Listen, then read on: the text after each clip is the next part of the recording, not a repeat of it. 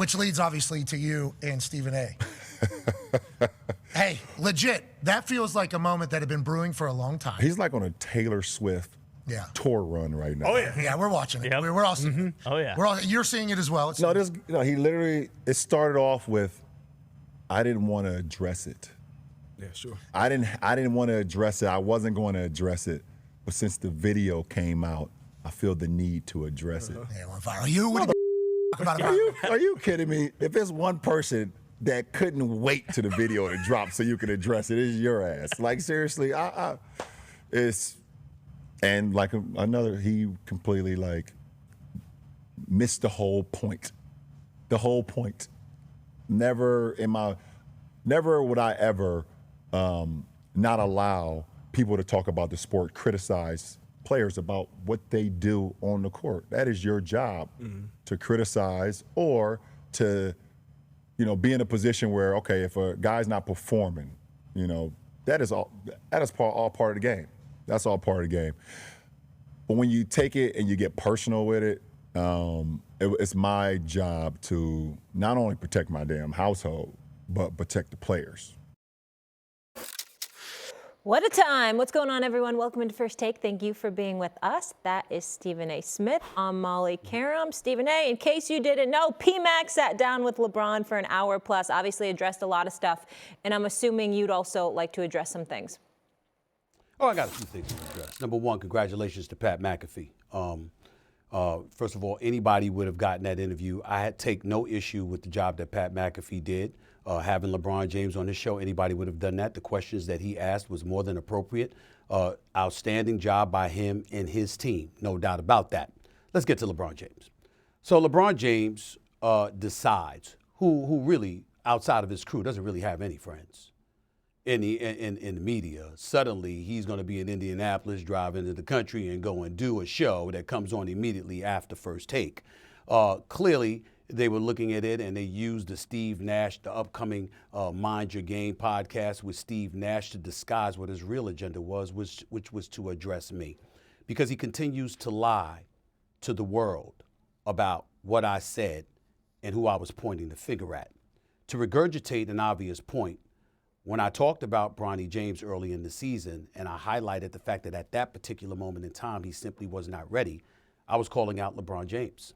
LeBron James never addresses that with anybody, and for some reason, no one ever asked him about that.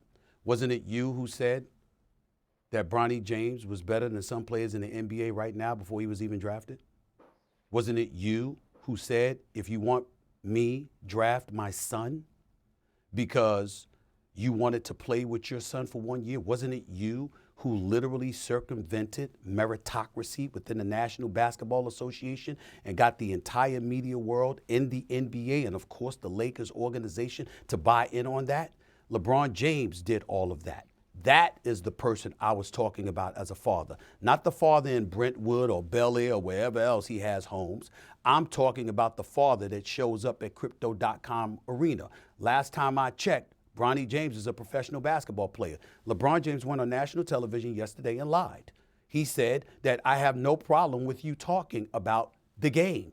What did I say about Bronny James other than at the time he wasn't ready? That was it. I said nothing else. So if that's the issue, and I pointed to LeBron James and the fact that you've circumvented a meritocracy just to get your wish at the expense of the credibility of the league in a lot of people's eyes, that's talking about you. That's not talking about your son. And then he goes about the business of taking it a step further. First of all, let's understand something to the viewing public in America and beyond. This was planned. Rich Paul was on Pat McAfee's show about 10 days earlier, whatever. Rich Paul, for everybody that knows, is the founder of Clutch Sports. He's a strategic thinker. He didn't go there by accident. You're there talking with Pat McAfee, and the next thing you know, within 2 weeks, after obviously a negotiation took place, LeBron James is on it. We know a negotiation took place because we understand that since LeBron had uninterrupted, or whatever the hell it was called, he's been about control. He's been about making sure that things are his way. Us, as the media members, know it because of how his behavior has changed since he's had his own media outlet in terms of how he treats the media. But we won't focus on that too much this particular moment.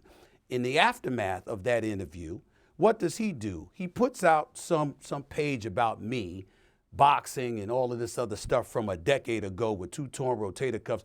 Fine, no problem. It's very, very embarrassing video. I'll be the first to say and all that stuff, even though I like it to be left up there. Because if people think I want to throw hands like that, that's how I throw hands, knock yourself out. I'm good with that. I know that the man I am today is not the man that I was a decade ago, physically or beyond. I can tell you that. So we get that out the way. Why do I bring that up? Because that's how petty you've become. You're LeBron James. You that butthurt over the things that I'm saying, that you would post that video? When has LeBron James ever done something like that?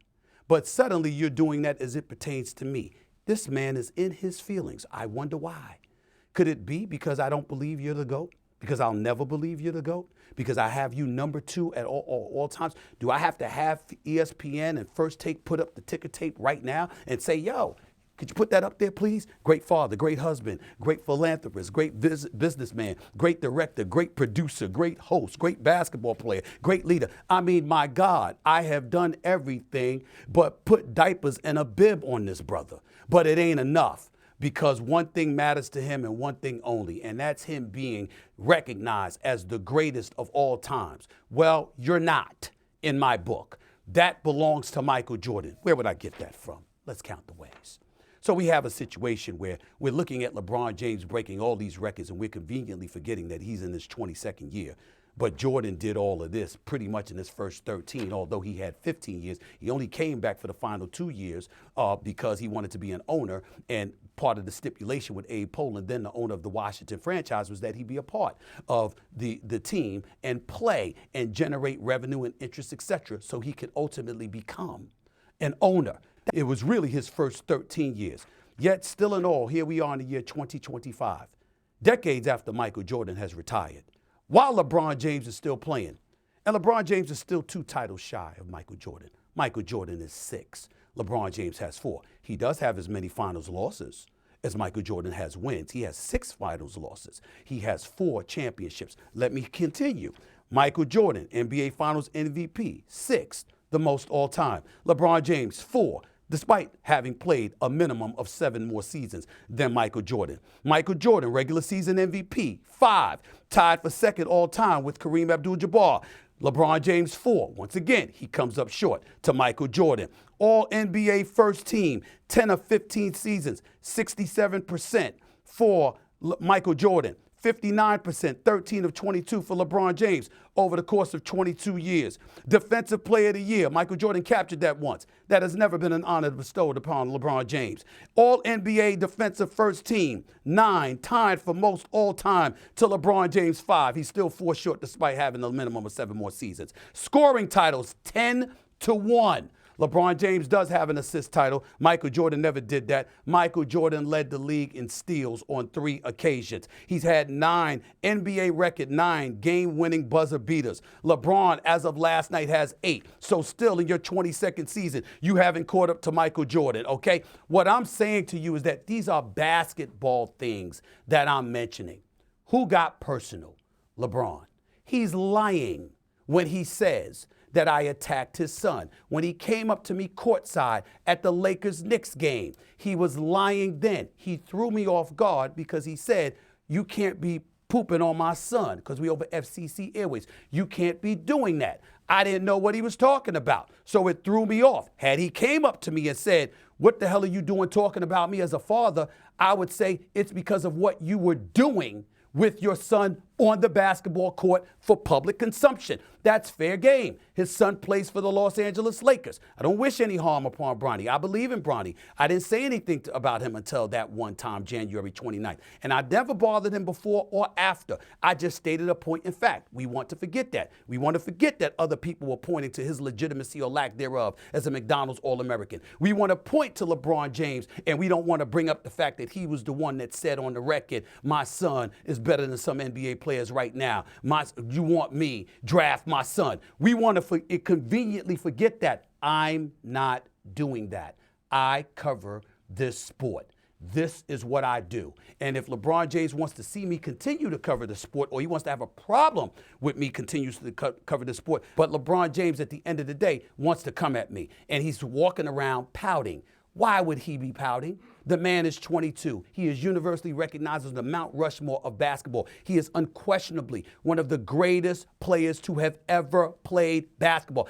I have him top 2. Stab me in the chest. Crucify me. Throw me in jail. Of the thousands upon thousands of players who have played in NBA history, I have this man number 2 overall in the history of basketball, despite Kareem Abdul-Jabbar being a 19-time All-Star, a 6-time champion, a 6-time league MVP. It was the greatest, the most trusted move, offensive move in NBA history with the Skyhook. I still had him ahead of Kareem Abdul-Jabbar. It's not enough. So much so that you go this route. It's very unfortunate that he has done this. It's very unfortunate that he has tried to ostracize me amongst the NBA community and the sports world and beyond, talking about how I talk about, I'm pooping on the players and all of this other stuff.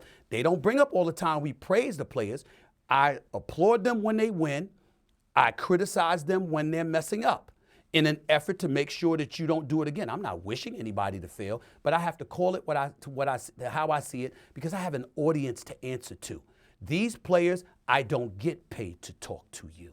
I get paid to talk about you.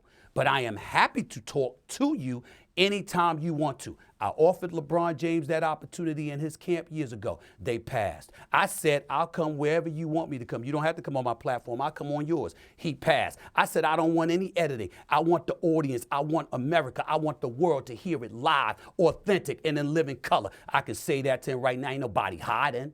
But the bottom line is, I don't anticipate he's going to take me up on that offer just for the same reason he came up to me courtside instead of meeting me in the back in the locker room so we could talk man to man. He doesn't want a rebuttal. He doesn't want any pushback. He just wants to say what he said like he did on courtside and then depart, but looks right up to the camera that's behind us that I never saw, who was filming it all along. The man orchestrates stuff.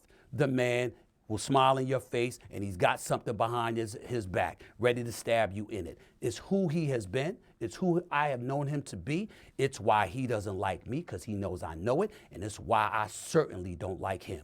But it's not going to stop me from being professional at all times. America, the world. I work for ESPN.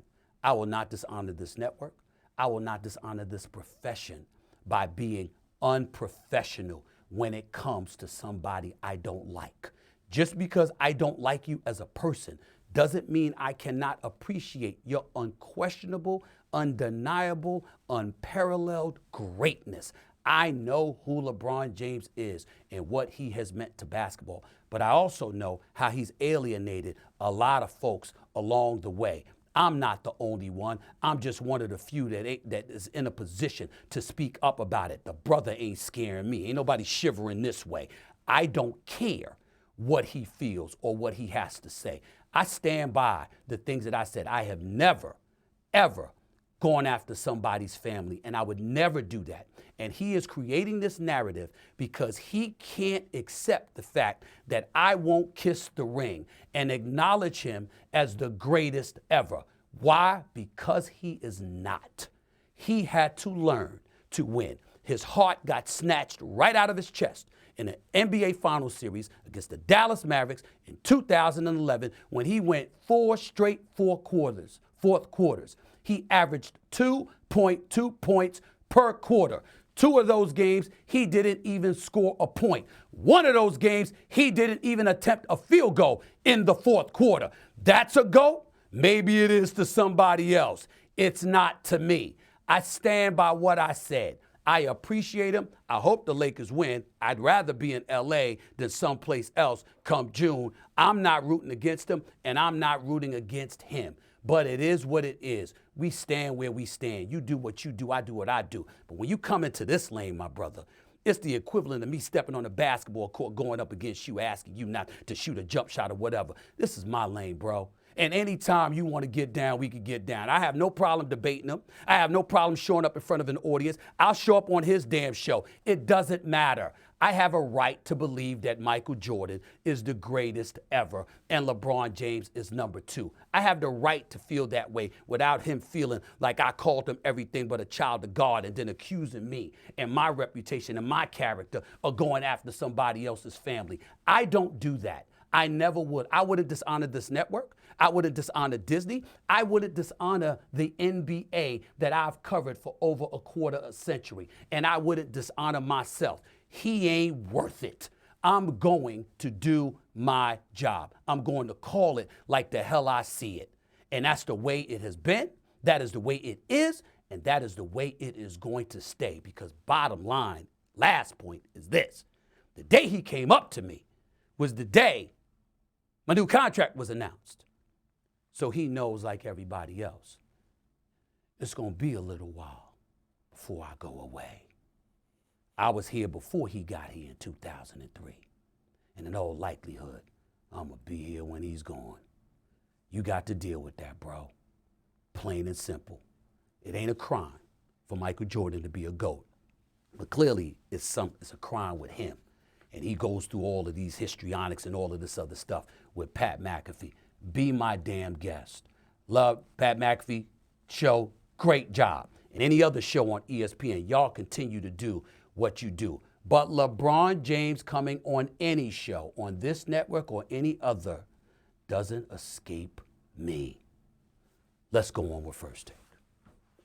Okay, we're 17 minutes in, so I'm actually going to go to break. But you're good, Stephen A? I'm very good. Very good. I'm glad you're very good.